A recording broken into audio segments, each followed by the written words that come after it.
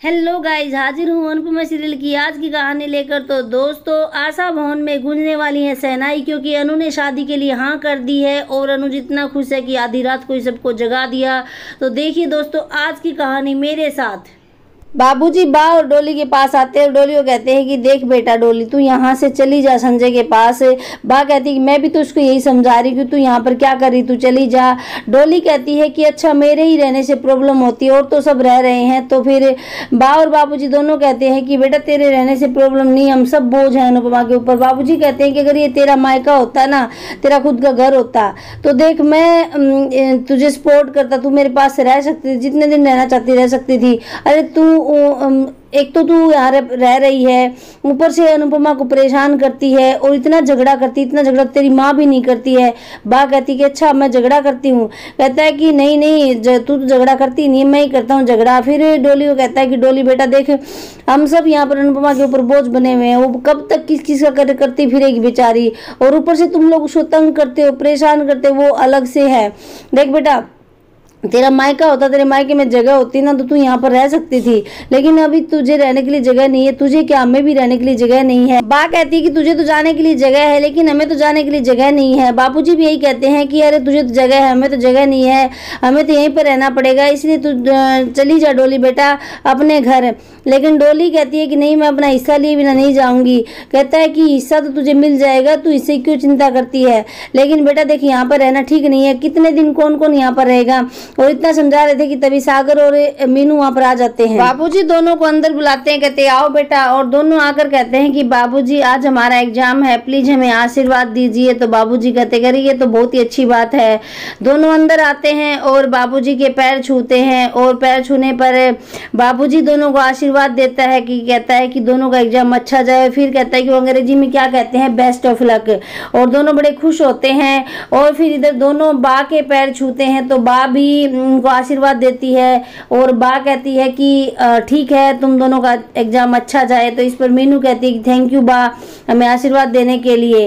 फिर दोनों डोली के पैर छूने जाते हैं, तो डोली कहती है कि कौन सा तू जज बन जाएगा, एग्जाम देकर रहेगा तो वही ऑटो वाला ना, चलाएगा तो वही ऑटो। और फिर पीछे हट जाती है।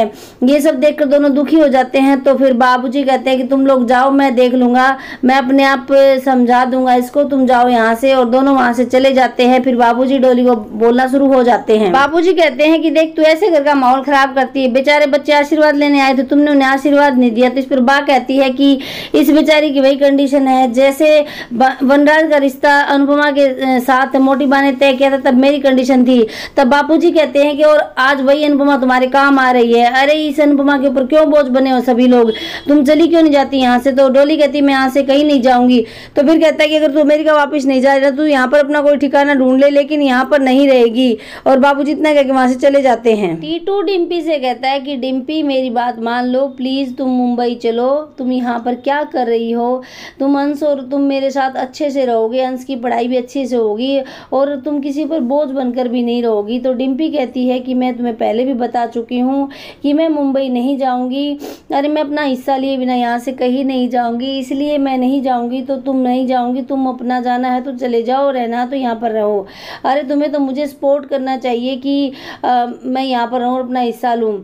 टीटू कहता है कि जो तुम चाहती हो वो मैं नहीं कर सकता डिम्पी, हाँ लेकिन मैं इतना कर सकता हूँ, तेरी और अंश की जिम्मेवारी ले सकता हूँ। और मैं तो कहता हूँ कि हम बा और बापूजी को भी साथ ले चलते हैं, वो भी हमारे साथ रहेंगे अच्छे से, यहाँ पर परेशानी तो नहीं होगी। तो इस पर डिम्पी कहती है कि ना बाबा ना, दो बूढ़ा बूढ़ी मेरे से नहीं ओटे जाएंगे, अरे उनको भुगतने के लिए उनकी बेटी है ना, वो रखेगी उनको। तो फिर टीटू कहता है कि चलो ठीक है, तू उनको तो नहीं ले जाना चाहती, लेकिन तुम तो चल ही सकती हो मेरे साथ, प्लीज डिम्पी चल लो मेरे साथ। लेकिन डिम्पी साफ मना कर देती, कहती कि मैं नहीं जाऊंगी। टीटू कहता है कि तुम्हारा हिस्सा कहीं नहीं जाने वाला, एक अच्छी लाइफ तो जी लो, तुम यहाँ पर आशा भवन में पड़ी सबके ऊपर बोझ बनी हुई हो और सबसे झगड़ा करती फिर रही हो। डिम्पी कहती कि ये सब बोलने का तुम्हें अधिकार नहीं है। टीटू कहता है कि ठीक है चलो, अगर तुम नहीं जाना चाहती तो मैं चला जाऊँ। कहती कि हाँ तुम बेशक जाओ। कहता है कि मैं चला जाऊँगा और ना मैं तुझे कभी टोकूंगा, ना मैं तुझे रोकूंगा, ना मैं तुझे कुछ कहूँगा और ना ही मैं कभी वापस आऊँगा। तो इस पर डिम्पी कहती है कि जो तुम्हारा मन करे वो करो, लेकिन मैं यहाँ से अपना हिस्सा लिए बिना नहीं जाऊंगी, और मैं तो कहती हूँ कि तुम भी यहाँ से मत जाओ। लेकिन टीटू कहता है कि नहीं डिम्पी, मैं यहाँ से जा रहा हूँ और तुम्हें कभी भी आने के लिए नहीं कहूँगा। इस पर डिम्पी कहती है कहीं भी जाओ। और तभी अचानक से डिम्पी को आकर बॉल लग जाती है, और जैसे ही बॉल लगती है तो टीटू देखने की कोशिश करता है कहाँ पर लगी है, तो डिम्पी दूर हटा देती है टीटू का हाथ, कहती है कि दूर चले जाओ मेरे से, और मैं देखती हूँ इन बॉल मारने वालों को किसने मारी है बॉल।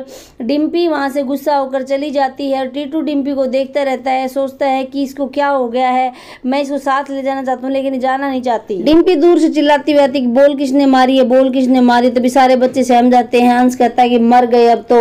और फिर डिम्पी जैसे ही आती है तो आध्या कहती है कि सॉरी गलती से लग गई भाभी, हम जानबूझकर हमने नहीं मारी। तो कहती है कि गलती से क्यों लग गई, गलती ऐसे होती है, इतनी तेज लगती है। कहती भाभी बोला ना गलती से लग गई। फिर बोलती किसने मारी ये बताओ। कहती भाभी बोला ना गलती से लग गई, किसी से भी लगी गलती से लग गई। लेकिन डिम्पी आध्या के साथ झगड़ा करती है, कहती है कि तुम बीच में मत बोलो, मैं पूछ रही हूँ ना किससे लगी है बोल। तो कहती कि भाभी बोल तो दिया गलती से लग गई, अब हम क्या करें और क्या बोलें आपको। तो फिर डिम्पी कहती है कि तुम चुप रहो आध्या। फिर आध्या कहती है कि भाभी ये आप क्या कर रही है, और आध्या को बॉल मार देती है, कहती है कि मेरे से भी गलती से लग गई, अब लगी तुझे, अब पता चला गलती से कैसे लगती है। तभी अंश आता है और कहता है कि आपने आध्या फूई को क्यों बॉल मारी। अरे बॉल तो मैंने मारी थी। इस पर सारे बच्चे डर जाते हैं जब आध्या को बॉल मारती है डिम्पी, तो डिम्पी से सारे बच्चे डर जाते हैं। अंश कहता है कि मम्मी आप ना बैड मम्मी हो, अरे बॉल तो मैंने मारी थी फिर भी आपने आध्या फूई को बॉल मारी। तो फिर डिम्पी कहती है कि अच्छा तूने बॉल मारी थी। कहता है कि हाँ मैंने बॉल मारी थी, और आप बैड मम्मी हो, आप गंदी मम्मा हो, आप हमेशा झगड़ा करती हो आध्या फूई से, आप हमेशा मुझे डांटती रहती हो। डिम्पी अपनी पकड़ जो टाइट कर लेती है अंश के ऊपर और डांटने लग जाती है। जब थप्पड़ मारने लगती है तो आध्या आकर हाथ पकड़ लेती, कहती है कि मैं आपको अंश को नहीं मारने दूंगी। कहती कि तू कौन होती मुझे रोकने वाली, अंश मेरा बेटा है। कहती है कि मैं चाहे जो भी हूँ, मैं इसकी चाहे जो भी हूँ, आपकी चाहे जो भी हूँ, लेकिन मैं अंश को आपको नहीं मारने दूंगी, बिल्कुल भी नहीं मारने दूंगी। तो इस पर डिम्पी कहती है कि तू मुझ पर ऑर्डर चलाएगी, इससे पहले तो तू ही खा। और डिम्पी आध्या पर हाथ उठाने लग जाती है। जैसे ही डिम्पी आध्या पर हाथ उठाती है, पीछे से अनुज आकर डिम्पी का हाथ पकड़ लेता है और कहता है कि नहीं, हाउ डेयर यू, तुमने टच कैसे किया मेरी बेटी को, तुम्हारी हिम्मत कैसे हुई। अरे आज तक मैंने और अनु ने हमारी बेटी को नहीं डांटा है, नहीं मारा है, और तुम्हारी हिम्मत कैसे हुई। अनु कहती कि बिल्कुल तुम्हारी हिम्मत कैसे हुई मेरी बेटी को मारने की। और इधर से सारे बच्चे एकदम से डर जाते हैं और खुश भी होते हैं कि आध्या को बचा लिया आकर। तो फिर अनुज कहता है कि डिम्पी तुम्हारी हिम्मत कैसे हुई, बोलो मेरी बच्ची को मारने की, हाउ डेयर यू। एक बार नहीं 3 बार पूछता है डिम्पी से, लेकिन डिम्पी कोई भी जवाब नहीं दे पाती है। तभी अंश जाता है और अनुपमा के पास चला जाता है और कहता है कि दादी मुझे नहीं रहना मम्मी के पास, जैसे माही आपके पास रहती है मुझे आपके पास वैसे ही रहना है। मम्मी हर वक्त मुझे डांटती रहती है, मुझे बिल्कुल भी नहीं जाना, ये गंदी मम्मी है, ये बैड मम्मा है, ये बैड सारा दिन, ये रात को भी मुझे डांटती, सपने में मुझे डांटती रहती है। तो इस पर अंश जो चिपक कर रोने लग जाता है। तभी डिम्पी कहती है कि मेरे बेटे को पता नहीं क्या सिखा रखा है इस आध्या ने, यही है सारे फसाद की जड़ यही है, ये मेरे बेटे को दिन रात मेरे खिलाफ भड़काती रहती है। आध्या कहती है कि आप ऐसा बिल्कुल भी नहीं कहेंगी, क्योंकि मैं कुछ भी नहीं भड़काती, आप अपना देखिए, आप अपने बेटे को कैसे प्यार रखती हैं, अगर प्यार करेंगी तो आपके पास बिल्कुल रहेगा। डिम्पी कहती है कि मुझे प्यार करना मत सिखा, तू मुझे प्यार करना क्या सिखाएगी। फिर कहती कि अरे बेटियां तो वरदान होती है, लेकिन ये तो शराब बनकर हमारे सिर के ऊपर बैठी है। इतना सुनते ही आध्या रोने लग जाती है और डिम्पी वहां से चली जाती है। लेकिन आध्या, अनुज और अनुपमा आकर आध्या को गले लगाते हैं और सांत्वना देते हैं कि बेटा दूसरा कोई कुछ भी कहे हमें उसकी बातें नहीं सुननी है। और आध्या जोर जोर से रोने लग जाती है अपने मम्मी पापा के गले लगकर। अनुज और अनुपमा आध्या को गले लगाते हैं। आध्या रोती, आध्या कहती है कि मम्मी मेरी कोई भी गलती नहीं थी, पॉप्स मुझे, मैंने जानबूझकर नहीं मारी और ये तो गलती से लगी थी। मैंने भाभी को बोल भी दिया था कि गलती से लगी है बोल, लेकिन अंश भी कहता है कि दादी फूई की कोई भी गलती नहीं थी, ये तो मम्मी ने जानबूझकर फूई को मारा है और फूई को बोल भी मारी है। इस पर आध्या रोने लगती है। तब अनुपमा समझाती है कि बेटा देख, सामने वाला अगर गलत है ना तो हमें गलत नहीं होना है, हमें अच्छा व्यवहार करना है, और अगर फिर भी अच्छा नहीं करे ना तो हमें वहाँ से अलग हो जाना है, लेकिन लड़ना नहीं है। और आगे से अगर तू डिम्पी भाभी के साथ लड़ती हुई दिखाई दी ना तो मेरी डांट तू भी खाएगी, ये देख लेना। तू कभी भी डिम्पी के साथ झगड़ा नहीं करेगी, डिम्पी के साथ क्या किसी के साथ भी झगड़ा नहीं करेगी, इसलिए मुझे नहीं सुनना किसी की कुछ भी बात तेरे बारे में। आद्या कहती है कि ठीक है मम्मी मैं कभी भी झगड़ा नहीं करूंगी। तो अनु कहती है कि हाँ बेटा तू मेरा अच्छा बच्चा है ना, तू मेरी अच्छी बेबली है, तो तू कभी भी किसी से झगड़ा नहीं करेगी, तू पहले की तरह अच्छी बेबली बनकर रहेगी। आद्या कहती है कि ठीक है मम्मी मैं ऐसा ही करूंगी, आगे से मैं नहीं बोलूंगी, नहीं झगड़ा करूंगी, और सभी वहां से चले जाते हैं। अनुज रात को बैठकर अपनी प्रेजेंटेशन तैयार कर रहा होता है और अनुपमा पीछे से कॉफी बना रही होती है और देख रही होती है। सोचती है कि आज बहुत दिन बाद इनको काम करते देखकर अच्छा लगा, इतने अच्छे से काम कर रहे, नहीं तो खाली आदमी तो बेकार हो जाता है, उसके दिमाग में पता नहीं क्या क्या आता है। इस तरह से अनुपमा सोचते सोचते कहती है कि अरे तुझे इतना प्यार करने वाला इंसान मिला है, तुझे इतना प्यार करता है, इतनी मिन्नतें कर रहा है, और फिर भी तू उसको भाव नहीं दे रही है, फिर भी तू उसके लिए हाँ नहीं कर रही है। अरे तुझे अब तो हाँ कर देना चाहिए। फिर डरती है, फिर कहती है कि अनु अपने डर को हावी मत होने दे, हाँ कर दे। इसी उलझन में है कि कभी उसका डर उसके ऊपर हावी हो जाता है, कभी वो खुद सोचने लग जाती है कि मैं क्या करूं, मुझे हाँ कर देनी चाहिए, नहीं कर देनी चाहिए। और अनुपमा जो है कि सोचती रहती है कि मैं क्या करूं, बढ़ाती रहती है मन मन में कि मुझे क्या करना चाहिए, हाँ करनी चाहिए, नहीं करनी चाहिए। तभी बाबूजी आ जाते हैं पीछे से और अनुपमा बड़बड़ा रही होती है। फिर अनुपमा एकदम से देखती है तो चौंक जाती है। बाबूजी कहते हैं चौंक मत बेटा, मैं तेरे मन की स्थिति को समझ सकता हूँ, लेकिन एक बात था, खुशियां दरवाजे पर खड़ी हैं और उन खुशियों को अगर तू अंदर ही नहीं आने देगी तो उन खुशियों का फायदा कि वो तो फिर बिना आए ही लौट जाएंगी।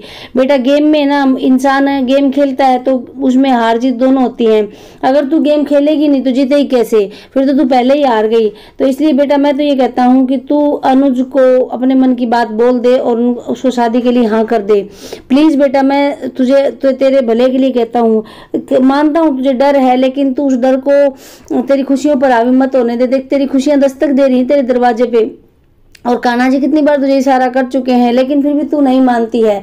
मैं तो यही कहूंगा कि तू अनुज को हाँ कर दे।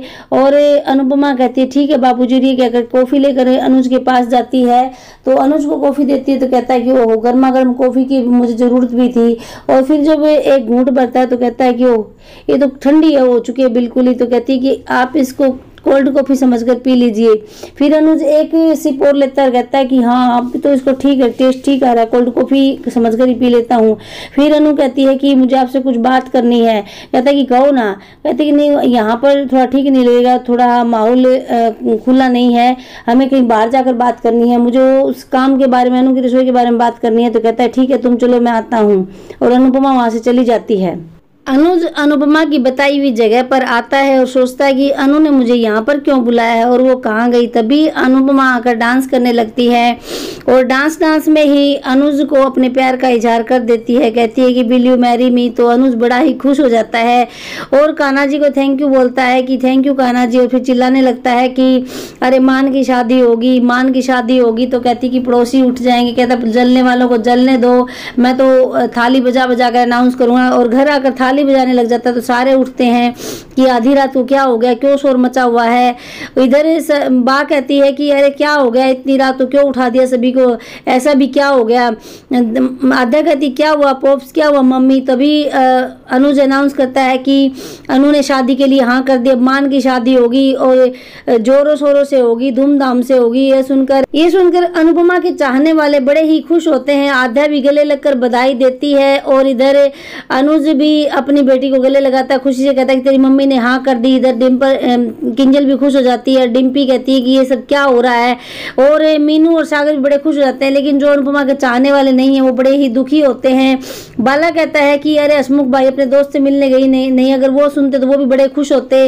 लेकिन तोसू कहता है कि शर्म करो कुछ, तो तुम्हें शर्म ही नहीं आती, रोज की रोज शादी कर रहे हैं। अरे इस उम्र में शादी करना कोई शोभा देता है। ठीक है सागर और मीनू का तो देखा जाए, लेकिन तुम लोगों का शोभा देता है। इधर पाखी कहती है कि कितना एम्बेरस करोगे मम्मी हमें। तभी किंजल कहती है कि अच्छा तुम एम्बेरस फील कर रही हो ना, तो जाओ तुम फुटपाथ पे अपना घर बना लो और वहां पर तंबू गाड़ कर रहने लग जाओ। रहती तो मम्मी के पास हो और मम्मी से ही एम्बेरस फील करती हो, इसलिए यहाँ पर रहने की तुम्हें कोई जरूरत नहीं है, तुम जा सकती हो। और इस तरह से किंजल जो है पाखी को डांट देती है। इधर फिर इंदिरा जी बड़ी खुश होती, कहती कि ये तो बड़ी खुशी की बात है, झूमने नाचने गाने की बात है। कहती है कि बच्चे उठेंगे तो बच्चे क्या सोचेंगे, क्या कहेंगे। तभी डोली कहती है कि कहेंगे क्या, ये बेशरम दादी शादी कर रही है। और ये देखकर अनुपमा को शौक लगता है, अनुपमा देखने लगती है। आज की कहानी को यहीं पर समाप्त कर दिया जाता है। लगता है कि अनुपमा का डर जो है अनुपमा की खुशियों पर हावी होने वाला है। जी हाँ दोस्तों, अनुज और अनुपमा गोलगप्पे खा रहे होते हैं और अपना एंजॉय कर रहे होते हैं और तभी दोनों साथ चल रहे होते हैं, लेकिन अचानक से दोनों के बीच में से बाइक वाला निकलता है और दोनों को गिरा देता है, इधर अनुज को और उधर अनुपमा को। तो दोस्तों ये साइन है कि दोनों फिर से बिछड़ने वाले हैं। जी हाँ दोस्तों, शादी होने के बाद ही। तो देखते हैं कि आगे आने वाली कहानी में क्या नया मोड़ आता है, क्योंकि अनुज और अनुपमा एक दूसरे के लिए बने हैं, लेकिन उनकी शादी जो है फलती क्यों नहीं, ये सब क्या हो रहा है, उनके साथ किस्मत क्या खेल खेल रही है। तो ये तो आने वाला वक्त ही बताएगा। आने वाले वक्त में हमें पता चलेगा कि शादी होती है नहीं होती या फिर कोई लीप आता है। तो दोस्तों डेली की कहानी और अपडेट के लिए बने रहिए चैनल पर। चैनल को सब्सक्राइब कीजिए, वीडियो को लाइक और शेयर कीजिए। स्वस्थ रहिए, मस्त रहिए। मिलते हैं नेक्स्ट एपिसोड में, तब तक के लिए बाय बाय दोस्तों।